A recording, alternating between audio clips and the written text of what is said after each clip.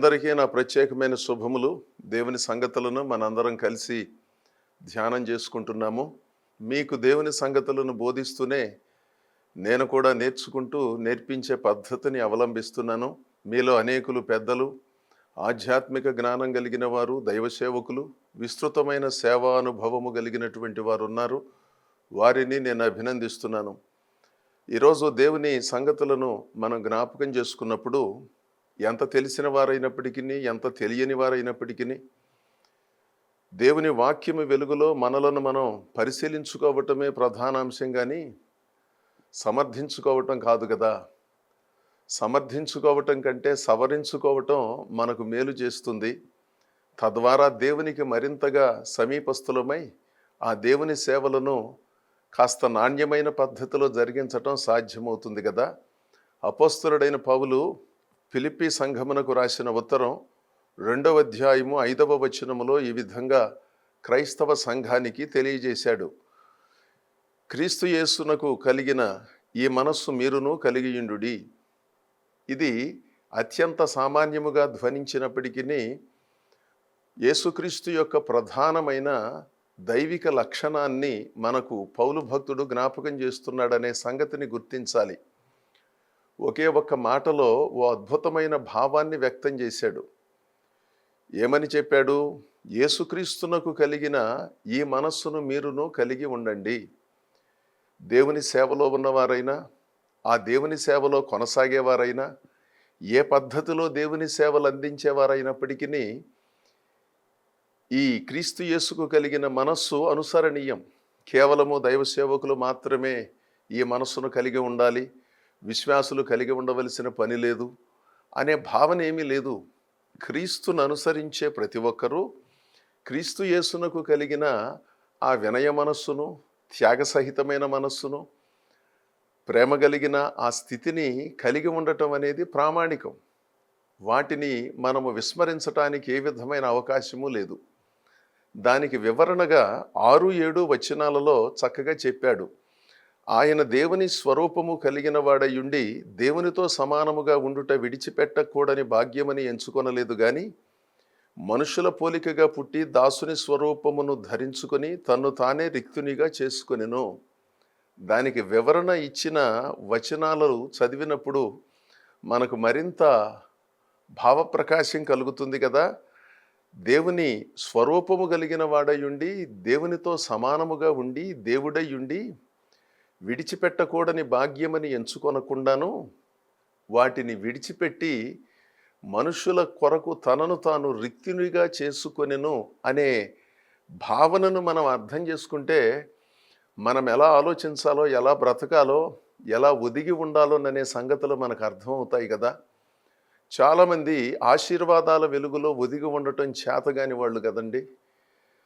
ఈ దేవుని సేవలో రకరకాలైన విభాగాలలో అద్భుతమైన సేవలు అందిస్తూ ఉన్నవారైనా, వారిని విశ్వసించే విశ్వాసులైనా, ఆయా విభాగాలలో పనిచేస్తూ ఉన్నవారైనా కొంతమందిని చూస్తే అనవసరమైన హెచ్చింపుతో అదిరిపాటులో జీవించే ధోరణిని మనం అధికంగా చూస్తున్నాం కదా. పెద్ద అనుభవం లేకపోయినా 4 మాటలు చెప్పగలిగిన స్థితికి వచ్చేసరికి వాళ్ళు ఏదో పెద్దవాళ్ళు అయిపోయినట్లుగా భావించి అత్యున్నతమైన స్థానములో ఉన్నట్లుగా తమను తాము హెచ్చించుకుని ఎవరూ సమీపించటానికి వీలు లేనంత ఎత్తులో జీవిస్తున్నట్లుగా భావిస్తున్నారు కదా. ప్రభువైన యేసుక్రీస్తు తనను తాను రిక్తునిగా చేసుకుని అంటే తన దగ్గర ఏమీ లేకుండా స్వచ్ఛందముగా వాటన్నిటినీ వదిలిపెట్టి భూలోకానికి వచ్చి మన విమోచనార్థమై గొప్ప సేవలు అందించినప్పుడు ఆ దేవుని సేవలను జరిగించేవారు తమను తాము అనవసరంగా హెచ్చించుకుంటూ అర్థం లేనటువంటి సేవలు జరిగించినా, అర్థం లేని భక్తిని జరిగించినా దాని వలన పెద్ద ప్రయోజనం లేదు కదా. దేవుని సేవలో ఒత్తిడిగా ఉండటం వేరు, ఒత్తిడిగా ఉండాలని అనుకోవటం వేరు. ఎందుకంటే దైవ సేవకులైన వారికి సమావేశాలు, సభలు, ప్రత్యేకమైన ప్రార్థనలు, వారితో మాట్లాడాలని కోరుకునేవారు. కొన్నిసార్లు కుటుంబ సమస్యలు వస్తే ఎక్కువ సమయం కూర్చుని వాళ్ళతో మాట్లాడటం, ఇలాంటి వాటిని మనం పరిశీలించినప్పుడు వారికి సమయం కొంచెం తక్కువగా ఉండే మాట నిజం. కొన్ని రోజులు అస్సలు సమయం దొరకని మాట నిజం. వారు విశ్రాంతి తీసుకోవటానికే కష్టం అవ్వచ్చు. 365 రోజులు అలా ఉంటుందని కాదు కానీ కొన్ని రోజుల పాటు, కొన్నిసార్లు పక్షం రోజులో, కొన్నిసార్లు వారం రోజులో, కొన్నిసార్లు నెల రోజులో, వీటిని బట్టి కొంత సమయం ఇరుకు కావచ్చు. దానిని మనం తప్పుగా ఎంచటానికి వీల్లేదు. ఎందుకంటే నేను 2 సార్లు ప్రార్థనా మందిరానికి వెళ్ళానండి. పాస్టర్ గారిని కలవలేకపోయాను. ఎందుకంటే ఆయన అందుబాటులో లేరు అంటే, మరి ఆయన వేరే పనుల మధ్యలో దేవుని సేవ తత్సంబంధమైన పనుల విషయంలో ఒత్తిడిగా ఉన్నప్పుడు కొన్నిసార్లు అది నాకైనా మీకైనా ఎవరికైనా జరగవచ్చు. అంతేగాని నేను కొంతమందిని కలుస్తాను, కొంతమందిని కలవను అనే పద్ధతిలో కలవకుండా ఉండటం అది దేవుని దృష్టిలో నేరం అవుతుంది. కానీ దేవుని సేవలో ఒత్తిడిగా ఉన్నప్పుడు నేనైనా కలవలేను కదా. ఆయా కార్యక్రమాలలో ఉన్నప్పుడు, ప్రయాణాలలో ఉన్నప్పుడు, కొన్నిసార్లు అనారోగ్యంగా ఉన్నప్పుడు, కొన్నిసార్లు మన కుటుంబంతో కొన్ని సంగతులు మాట్లాడవలసి వచ్చినప్పుడు కొంత సమయం ఇరుకు కావచ్చు. దానిని మనందరం అర్థం చేసుకుంటాం. కానీ మన మనస్సులో భావన ఎలా ఉన్నదనేదే ప్రధానమైన సంగతి అండి.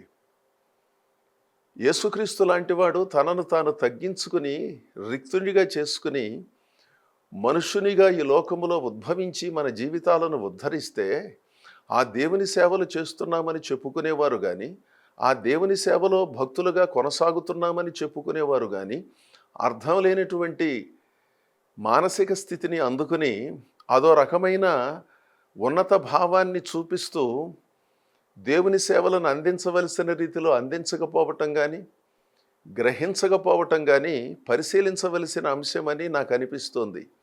యేసుక్రీస్తునకు కలిగిన ఈ మనస్సును మీరును కలిగి ఉండండి అంటే, మిమ్ములను మీరు తగ్గించుకుని ఒదిగి ఉండి దేవుని సేవలో కొనసాగండి, భక్తిలో కొనసాగండి. అనవసరంగా మీరేదో గొప్పవాళ్ళు అయిపోయినట్లుగా, మేధావులు అయిపోయినట్లుగా, ప్రజలు మిమ్మలను కలవలేరు అన్నంత స్థాయికి ఎదిగినట్లుగా భావించి మిమ్మలను మీరు మోసం చేసుకుంటూ చాలా ఒత్తిడిగా ఉన్నాననే భావనలో ఉన్న ఒత్తిడి కంటే ఎక్కువ ఒత్తిడిని బుర్రలో వేసుకుని అదో రకమైనటువంటి జీవితాన్ని జీవించవలసిన అవసరం లేదు. సృష్టికర్త అయిన దేవుడే తనను తాను అంతగా తగ్గించుకుంటే సామాన్యులమైనటువంటి మనం ఆ దేవుని సేవలో ఉండి, ఆ దేవుని భక్తిలో ఉండి రకరకాలుగా ఆలోచించటం మంచిది కాదని ఫిలిప్పీ సంఘములో ఉన్న విశ్వాసులకు హితవు చెబుతున్నాడు. అందుకని దేవుని సేవకులారా, నాయకులారా, విశ్వాసులారా, మనందరం దేవుని సేవలో ఒత్తిడిగా ఉన్నమాట నిజం. దానిని కాదనటానికి వీల్లేదు. దైవ సంబంధితమైన సేవలను దైవిక పద్ధతిలోనే జరిగించాలి. ఇక్కడ ఇంకొక మాట చెప్పాలి. యేసు ప్రభు దాసుని స్వరూపాన్ని ధరించాడు కనుక మనందరం దీనంగా ఉండాలి. అసలు నవ్వకూడదో, కాస్త నిండుగా కనపడకూడదో, భౌతిక రూపం చాలా సామాన్యంగా ఉండాలనేది కొంతమంది ఉద్దేశం. సామాన్యంగా ఉండాలని కోరుకోవటం తప్పులేదు, అది వారి వ్యక్తిగతం. కానీ భౌతికంగా సామాన్యంగా ఉండటం పెద్ద విశేషం ఏమీ లేదు.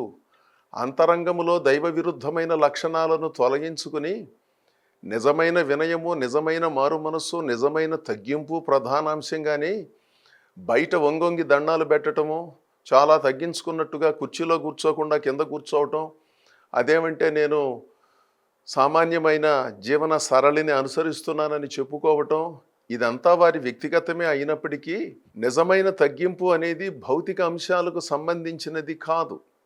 కొన్నిసార్లు కొంతవరకు అది వాస్తవమే అయినప్పటికీ మానసికంగా, ఆధ్యాత్మికంగా నిజమైన తగ్గింపును ఎంత మేర కలిగి ఉన్నారనేదే ప్రధాన అంశం.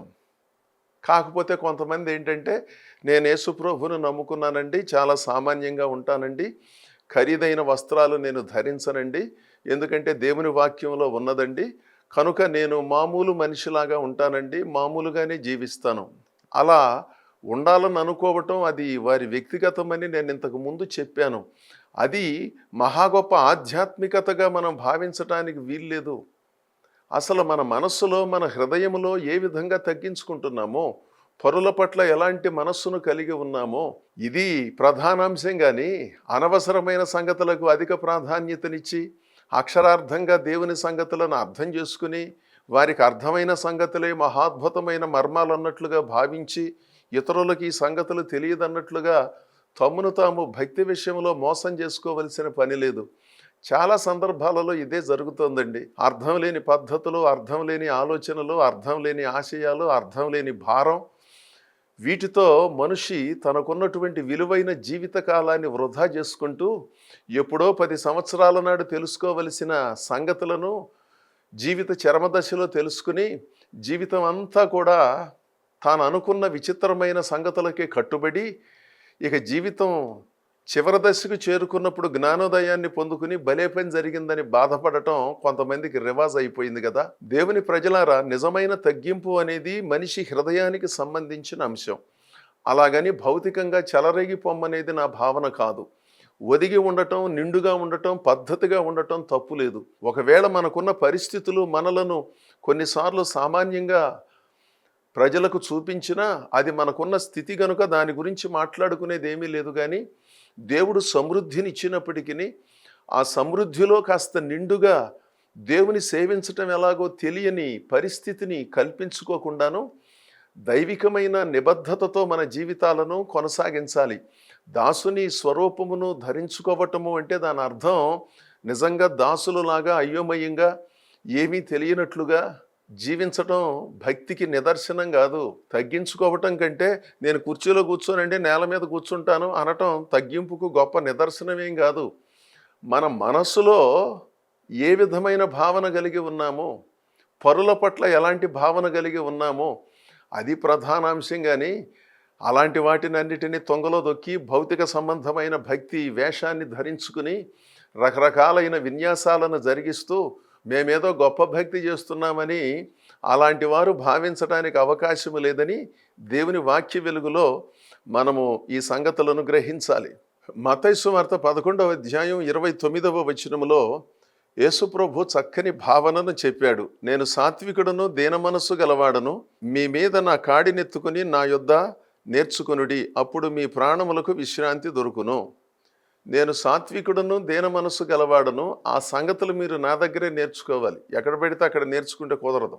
దీన మనస్సు కలిగి ఉండటం అంటే నలుగురితో కలిసి ఉన్నప్పుడు అక్కడ జరిగే సంగతులకు స్పందించకుండా విచిత్రంగా వెర్రిగా వ్యవహరించమని కాదు. దేవునిలో సంతోషించేటప్పుడేమో మౌనంగా ఉండటం, మౌనంగా ఉన్నప్పుడేమో కొన్ని సందర్భాలలో అదో రకంగా వ్యవహరించటం, ఇదేదో భక్తికి గొప్ప నిదర్శనము కాదు, ఏమీ కాదు. చాలామందికి ఈ సంగతులు తెలియదు. అసలు దీన మనస్సు కలిగి ఉండటం అంటే ఏమిటి? నేను సాత్వికుడను, దీన మనస్సు కలిగిన వాడను, మీరు వచ్చి నా దగ్గర నేర్చుకోండి అంటున్నాడు అన్నమాట. మనం నేర్చుకోకుండా నేర్పించే పద్ధతులను ఎక్కువ అవలంబిస్తాం కదా. కొంచెం తెలుసుకుని సర్వము గ్రహించినట్లుగా భావించే వాళ్ళే అధికులు కదా. ఏదన్నా 4 మాటలు చెప్పటం వచ్చిందనుకోండి, దేవుడు నన్ను సంఘం ఏర్పాటు చేయమంటున్నాడండి అని కొంతమంది ప్రేరేపించబడతారు. దేవుని సేవలు జరిగించడం తప్పేమీ కాదు. కానీ ఆ దైవ సంబంధితమైన నిబద్ధతను, క్రమశిక్షణను, ఆ శిక్షణను పొందటం చాలా ప్రాముఖ్యం కదా. ఏమీ లేదు, నలుగురు చెప్పారు, నువ్వు బాగా చెబుతున్నావాయా, నువ్వు బాగా పాడుతున్నావు, నువ్వు బాగా సాక్ష్యం చెప్పావు అనేసరికి ఆ అభినందనల వెలుగులో ఒదిగి ఉండి స్థానిక సంఘములో సంఘానికి కాపరికి సేవ చేయటం కంటే నేను కూడా చక్కగా మాట్లాడుతున్నానంట, నేను చెప్పేది ప్రజలకు అర్థం అవుతుందంట అంటే నేను కూడా దేవుని సేవ చేయొచ్చని ఆ సంఘం ప్రక్కనే ఆ ప్రక్క వీధిలోనో ఎక్కడో ఇంకొక సంఘాన్ని ఏర్పాటు చేసి ఆయనకు సంబంధించిన కుటుంబ సభ్యులను ప్రేరేపించి అక్కడ ఒక సంఘాన్ని ఏర్పాటు చేసే పద్ధతిలో ఉన్నారు. దేవుని ప్రజలమైనటువంటి మనం కొన్ని ప్రామాణికమైన సంగతులను నేర్చుకోవాలండి. దేవుని సేవ చేయటం అంటే అంత తేలిగ్గా ఉందా? అంటే డబ్బులుంటే సేవ చేసేస్తామా? స్థలం కొనేసి మందిరం కడితే సేవ చేసేస్తామా? దేవుని పిలుపు, దర్శనము, భారము, దేవుని ప్రోత్సాహము లేకుండా అర్థం లేనటువంటి ఆలోచనలతో రేపబడి అక్కడ సంఘంలో ఉన్న కొంతమందితో మనకు పడలేదని, దైవ సేవకుడు మనం అనుకున్నట్లుగా నడుచుకోవటం లేదని మరో పద్ధతిలో ఆలోచన చేసి వ్యవస్థను ధ్వంసం చేసే అనవసరపు ఆధ్యాత్మికతను అనుసరించడానికి అవకాశం లేదు కదా. నా దగ్గరకు వచ్చి మీరు నేర్చుకోండి, అప్పుడు నేను మీకు నేర్పిస్తాను అంటున్నాడు. నా కాడి ఎత్తుకుని నా యొద్ద నేర్చుకుని, అప్పుడు మీ ప్రాణములకు విశ్రాంతి దొరుకుతుంది. మీరు నేర్చుకోకుండా నా ఆలోచన భారము అనే కాడిని మీరు ఎత్తుకోకుండా మీరు సాధించేది కూడా ఏమీ లేదు అని ఆనాటి శిష్యులతోనూ ప్రజలతోనూ చెప్పాడు. దేవుని ప్రజలరా, దేవుడు చెప్పిన దానిని జరిగించటం చాలా ప్రాముఖ్యం. కానీ చెప్పాడని అనుకుని భ్రమలో ఉండి విచిత్రమైన కార్యక్రమాలు, భక్తి కార్యక్రమాలు, సేవలో కార్యక్రమాలు చేపట్టటము అంత ప్రయోజనకరమైనటువంటిది కాదు. అనవసరపు భారాన్ని నెత్తిన వేసుకుని నన్నెవరో పట్టించుకోవట్లేదు, నా దగ్గరికి ఎవరో రావట్లేదు, నాకెవరో ఆర్థిక సహాయం చేయటం లేదని ఆవేదన పడటం కూడా అన్నిసార్లు మంచిది కాదు కదా. దేవుని సేవలో భారం ఉన్నమాట నిజం, దేవుని సేవలో ఒత్తిడి ఉన్నమాట నిజం, కొన్నిసార్లు కొన్ని భారములను మోయవలసి వచ్చే మాట నిజం. కానీ అనవసరంగా దేవుడు చెప్పకుండానే చెప్పాడు అని రకరకాలైన పనులను నెత్తిన వేసుకుని వాళ్ళు సహాయం చేయలేదు, వీళ్ళు సహాయం చేయలేదు, వాళ్ళు సహాయం చేస్తానన్నారు వెనక్కిపోయారు అని అదో రకమైనటువంటి భావనతో విచిత్రమైన పద్ధతులను అనుసరించడానికి వీల్లేదు. నా కాడినెత్తుకుని నా దగ్గరకు వస్తే నేను మీకు కొన్ని సంగతులు నేర్పిస్తాను, అంతేగాని మీరు రకరకాలైన సంగతులు నా పేరుతో నాతో సంబంధం లేకుండా నేర్చుకుని వాటిని ప్రజలకు తెలియజేసి ప్రజలను అటు ఇటు కాకుండా చేసి గలిబిలికి గురి చేసి రకరకాలైన గందరగోళాలు సృష్టించి విచిత్రమైనటువంటి పద్ధతులను అనుసరించవద్దు అని చెబుతున్నాడు. దేవుని ప్రజలారా, దైవ సంబంధితమైన సేవలను జరిగించటం అంటే ఎవరి వ్యక్తిగత అభిప్రాయాన్ని వాళ్ళు నెరవేర్చుకోవటం కాదు. దేవుని ఆలోచనను మాత్రమే మనము కలిగి ఉండాలనే సంగతిని గుర్తించండి. దేవుడు ప్రజలకు ఏం చెప్పాలని భావిస్తున్నాడు, దేవుడు ప్రజలకు ఏమి నేర్పించాలని భావిస్తున్నాడు, వ్యక్తిగత స్వప్రయోజనాలను ఆశించి బోధించటం కానీ, వ్యక్తిగతంగా ప్రజలను ఆకర్షించటానికి రకరకాలైన కార్యక్రమాలను జరిగించటానికి కానీ అవకాశము లేదు. నిబద్ధతతో, నిర్మలత్వముతో దేవుడు మనకు అనుగ్రహించిన ఆలోచన చొప్పున దేవుని సేవలను జరిగించాలనేదే దేవుని ఉద్దేశం. మత్తయి సువార్త 20వ అధ్యాయము 26వ వచనములో, మీలో ఎవడు గొప్పవాడై ఉండగోరునో వాడు పరిచారకుడై ఉండవలెను. పరిచారకుడై ఉండవలెను అంటే మంచినీళ్ళు ఇవ్వటం, అన్నం పెట్టడం, అన్నం పెట్టిన తర్వాత వాటన్నిటిని తొలగించటం, ఇది మనలో చాలామందికి తెలిసిన అంశం. ఇక్కడ గొప్పవాడుగా ఉండాలనుకునేవారు కాస్త నేర్చుకునే పద్ధతిలో కూడా ఉండాలి. నేను ఇంతకుముందు ప్రస్తావించినట్లు నేను నేర్చుకుంటూ నేర్పించే పద్ధతిలోనే ఉన్నాను, కానీ సర్వము గ్రహించిన వాడనై నేను మీ ముందు నిలబడి ఈ సంగతులు చెప్పే సాహసం చేయటం లేదు. ఈరోజు కాదు, నేను ఎప్పుడూ చెయ్యను. ఎందుకంటే ఈ అనంత జ్ఞానాన్ని పొందుకోవటానికి నాకెంత అవకాశం ఉన్నదనేది ప్రధానమైన ప్రశ్న. దేవుని సంగతులను పూర్తిగా అర్థం చేసుకోవటం, ఆయన బుద్ధి జ్ఞాన బాహుళ్యమును గ్రహించటం, ఇది సాధ్యమవుతుందా అని అనిపిస్తుంది కదా. నేర్చుకుంటూ నేర్పించే పద్ధతిలో ఉన్నప్పుడు సర్వము గ్రహించామని ఏ విధంగా చెప్పగలమండి? ఏదో కొద్ది సంగతులు, మీలో కొంతమంది కంటే కొన్ని సంగతులు నాకు తెలిసి ఉండొచ్చు. మీలో నాకంటే పెద్దలు, అనుభవజ్ఞులు, మేధావులు, ప్రార్థనాపరులు, వయస్సులో చాలా పెద్దలైనటువంటి వారికి తెలిసినంత జ్ఞానం అన్నిసార్లు నాకు ఉండాలనే నియమం లేదు కదా. వారు జీవించినంత కాలం నేను ఇంకా జీవించలేదు కదా. దేవుడు నేర్పించినటువంటి పద్ధతులు వారి దగ్గర నుంచి నేర్చుకోవాలంటే నేను తప్పనిసరిగా నేర్చుకోవాల్సిందే. నాకు తెలియని సంగతులను అడిగి తెలుసుకోవాల్సిందే. అది పరిచారక మనస్సు అంటే. అంతేగాని నాకు అన్నీ తెలుసు, నేను ఒక సంఘాన్ని ఏర్పాటు చేశాను, ప్రజలు నా దగ్గరకు వస్తున్నారు కనుక నేను చెప్పేదంతా సరి అయినది అని అన్నిసార్లు భావించగలమా చెప్పండి? దేవుడిచ్చిన అవకాశాలను సద్వినియోగం చేసుకుని కాస్త మంచి మనస్సుతో మన జీవితాలను జీవించటం ప్రధానం. కానీ ప్రభువును నమ్ముకోకముందు హెచ్చించుకుని ప్రభువును నమ్ముకున్న తర్వాత కూడా హెచ్చించుకుంటే ఎలాగండి? అప్పుడేమో తెలియక హెచ్చించుకున్నారు కొంతమంది, మాకు చాలా సొమ్ములు ఉన్నాయని, లేకపోతే మా దగ్గర ఫలానా ప్రతిభ ఉందని అప్పుడు హెచ్చించుకున్నారు.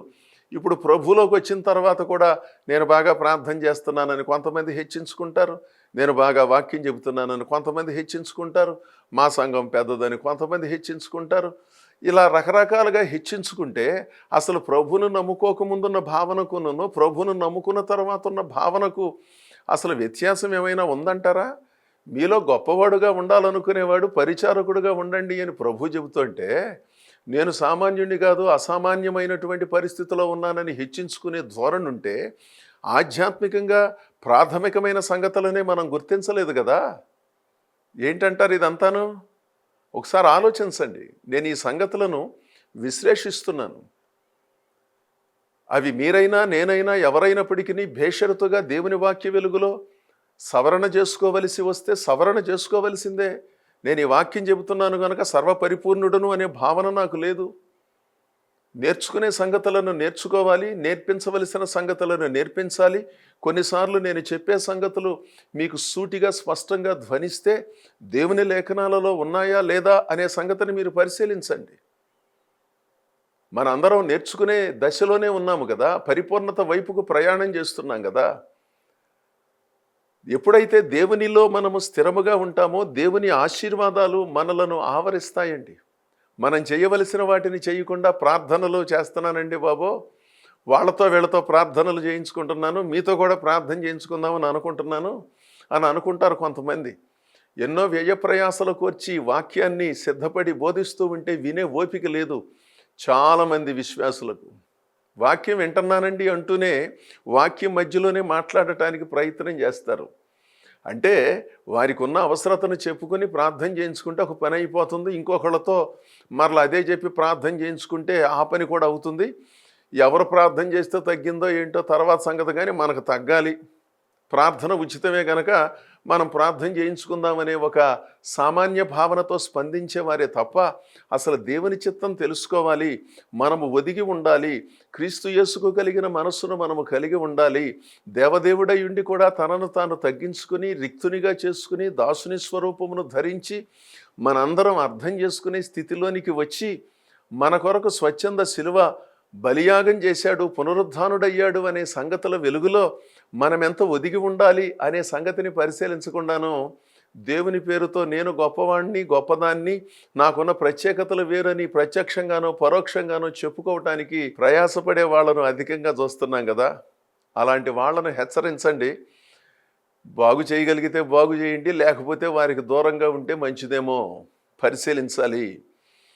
దేవునిలో ఉన్నటువంటి మనం దైవిక గుణలక్షణాలను కలిగి ఉంటేనండి ఆశీర్వాదాలు మిమ్మల్ని వెంబడిస్తాయి, మీ పిల్లలను గొప్పగా దీవిస్తాయి.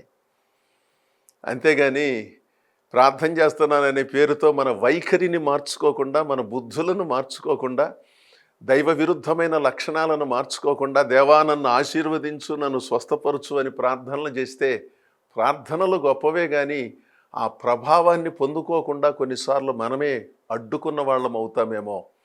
అందుకని క్రీస్తు యేసుకు కలిగిన ఆ తగ్గింపు మనస్సును, ప్రేమ మనస్సును మనందరం కలిగి ఉండి దేవుని ద్వారా మరిన్ని మేలులు పొందుతూ ముందుకు సాగాలని కోరుతూ ఈ నా మాటలు ముగిస్తున్నాను. దేవుడు మిమ్మల్ని అందరినీ దీవించునుగాక. ఆమేన్.